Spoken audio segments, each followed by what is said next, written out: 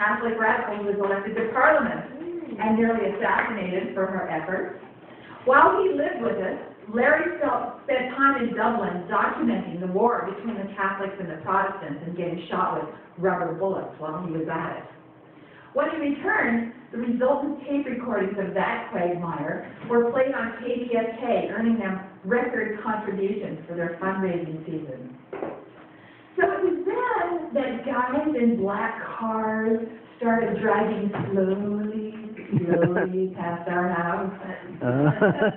They began to photograph us as we stepped out to pick up the paper. We became so incensed at this behavior that we hollered at Frank, who barely emerged from the shower with all 6'5" of him wrapped in a skimpy towel, to avenge us. We piled into our decrepit Chevy, towel and all, and squealed on the speedway in pursuit.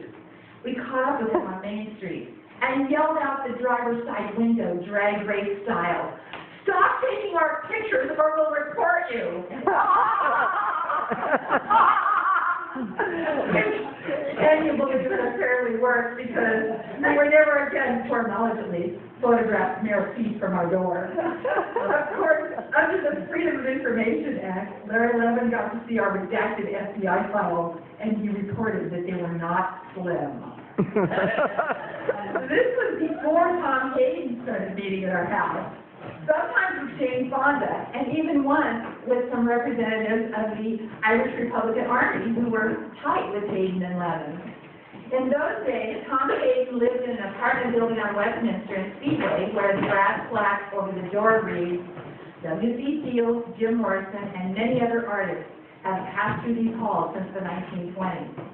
In 1990, the building was renamed the Morrison Apartments to capitalize on the singer's fame. I often thought it should be called the Perception Apartments. So when you enter the building, you'd pass through the doors of perception." Be that as it may, when Tom Hayden inhabited the building that was known as the Tomb,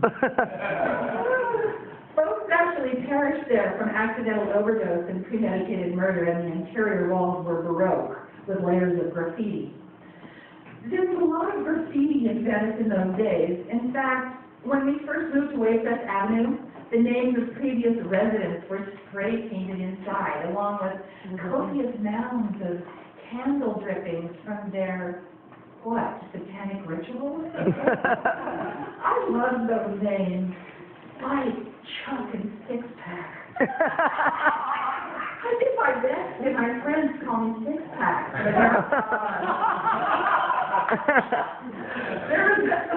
There was also a familiar rubric on the alley side of the Waldorf, a.k.a. the Waldo, that the title R and F had long since migrated from the signage in front.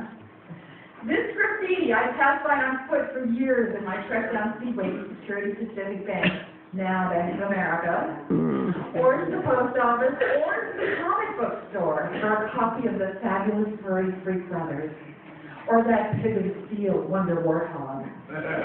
Anyway, this particular slogan, sprayed at eye level, exhorted us to free Huey, meaning the imprisoned Black Panther, Huey Newton. Eventually, a response appeared. Okay, if it's free, I'll have some. What is Huey?